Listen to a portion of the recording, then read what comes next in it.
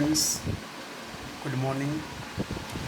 Today I am going to start with the first chapter, Living World and Classification of Microbes. Today I will take only two questions without wasting your time because it is the first day. Then I don't want to be put more burden on you. Okay. Before starting with this chapter, I want to tell you that there are many varieties of animals, varieties of plants, right? To remember each and every type of plants is not possible. Therefore, the classification system is used to keep the record of each and every type of plants, right? So there are I am going concept wise. Then it will be become very easy for you to understand, right? If I read the textbook in front of you and it means I think it is wasting of time. That's why I'm going question wise, because in each page, in each paragraph there are many questions. Just I want to explain with the help of questions. Then in first page there are two questions I can see in the textbook.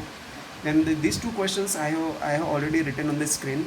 First question, what do you mean by biological classification? Biological classification का मतलब क्या होता है? Simple है. Classification मतलब होता है divide करना. बायोलॉजिकल मतलब एनिमल्स को. तो लिविंग ऑर्गेनिज्म को डिवाइड करना छोटे छोटे ग्रुप में, छोटे छोटे पार्ट्स में, राइट?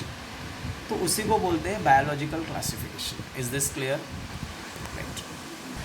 तो बायोलॉजिकल क्लासिफिकेशन मतलब होता है एनिमल्स या लिविंग ऑर्गेनिज्म को ग्रुप में डिवाइड करना, सब ग्रुप में डिवाइड करना, उसी को बोलते हैं बायोलॉजिकल क्लासिफिकेशन. तो यहाँ पे देखो पहला क्वेश्चन लिखा है, what do mean by biological classification?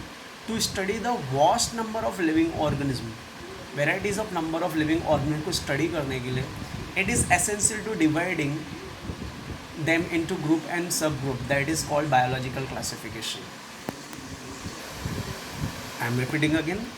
To study the vast number of living organism, पूरे लार्ज नंबर ऑफ एनिमल्स की स्टडी करने के लिए इट इज़ एसेंशियल, बहुत ज़रूरी था to dividing them into group, group में डिवाइड कर देना, एंड सब ग्रुप में डिवाइड करना, that is called biological classification. उसी को हम लोग क्या बोलते हैं? Biological classification. डिवाइडिंग की जगह पे वर्ड डिवाइड भी लिखा तो भी चलेगा, राइट?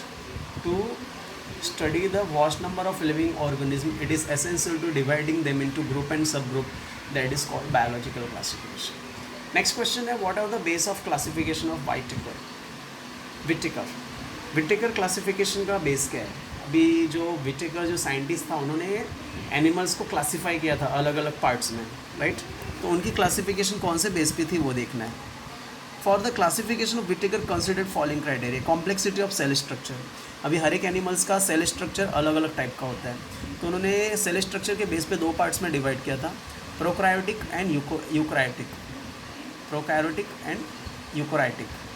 कॉम्प्लेक्सिटी ऑफ ऑर्गेनिज्म का सेल जो है, कोई मल्टी सेलुलर था, कोई यूनिसेलुलर था, तो यूनिसेलुलर और मल्टी सेलुलर दो पार्ट्स में डिवाइड किया. Mode of nutrition. अभी जो न्यूट्रिशन जो लेते थे लिविंग ऑर्गेनिज्म अलग अलग तरीके से लेते थे. जब प्लांट्स फोटोसिंथेसिस के थ्रू न्यूट्रिशन लेता था. फंगी सेप्रोफाइटिक था, वो डेड जो एनिमल्स होते हैं उसमें से वो प्रोटीन्स लेता था. एनिमल्स जो है वो हेटरोट्रॉफिक होता है, जो क्या करता है, प्लांट्स को खा करके अपना प्रोटीन्स लेता है. तो मोड ऑफ न्यूट्रिशन के बेस पे तीन पार्ट्स में डिवाइड है. Plants autotrophic, photosynthetic, fungi saprophytic, absorption from dead organism. Animals heterotrophic and ingestive. Lifestyle, plant जो है प्रोड्यूसर है, एनिमल कंज्यूमर है, फंगी डिकम्पोजर है. And phylogenetic and relationship, prokaryotic to eukaryotic and unicellular to multicellular. Is this clear?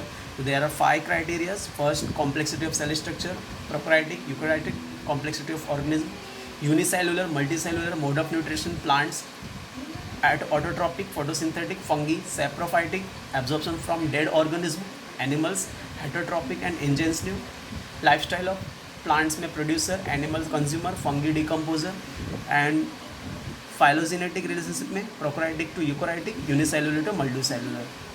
अब इसमें से जो prokaryotic यूकोराइटिक क्या होता है उसके बाद आगे है, आगे चैप्टर्स में लिखा हुआ है, राइट? और इसमें प्रोकैरियोटिक यूकोराइटिक, यूनिसेलुलर, मल्टीसेलुलर, ये सब इसके बारे में एक्सप्लेनेशन दिया. अभी खाली क्या करना है, तुमको माइंड में रखना है कि विटेकर ने प्लांट्स को मतलब लिविंग ऑर्गेनिज्म को कैसे डिवाइड किया, पहला सेल स्ट्रक्चर के बेस पे डिवाइड किया जिसमें था prokaryotic eukaryotic, complexity of organism के बेस पे डिवाइड किया unicellular multicellular, mode of nutrition के बेस पे डिवाइड किया जिसमें प्लांट्स था autotrophic photosynthetic, fungi saprophytic absorption from dead organism, animals heterotrophic and ingestive, lifestyle में plant animals fungi, plant producer animal consumer, fungi decomposer, phylogenetic relationship में prokaryotic to eukaryotic, unicellular to multicellular. Is this clear? There are two questions which I have done today. First, biological classification. Biological classification का मतलब होता है वॉस्ट animal की मतलब varieties of animals का study करने के लिए एनिमल्स को ग्रुप और सब ग्रुप में डिवाइड किया है, इसी को बोलते हैं बायोलॉजिकल क्लासिफिकेशन, जो ऑलरेडी लिखा हुआ है. और व्हिटेकर ने क्लासीफाई किया है 5 पार्ट्स में, 5 क्राइटेरिया. पहला है सेल स्ट्रक्चर जिसको डिवाइड किया prokaryotic eukaryotic, complexity unicellular multicellular, mode of nutrition plants autotrophic, fungi saprophytic, animals heterotrophic, lifestyle plant जो है प्रोड्यूसर है, एनिमल्स कंज्यूमर है, फंगी डिकम्पोजर है. फाइलोजेनेटिक में prokaryotic to eukaryotic, unicellular to multicellular. Is this clear? एक बार screenshot ले लीजिए, फिर भी कुछ डाउट्स होगा तो you can ask me. Thank you, good day.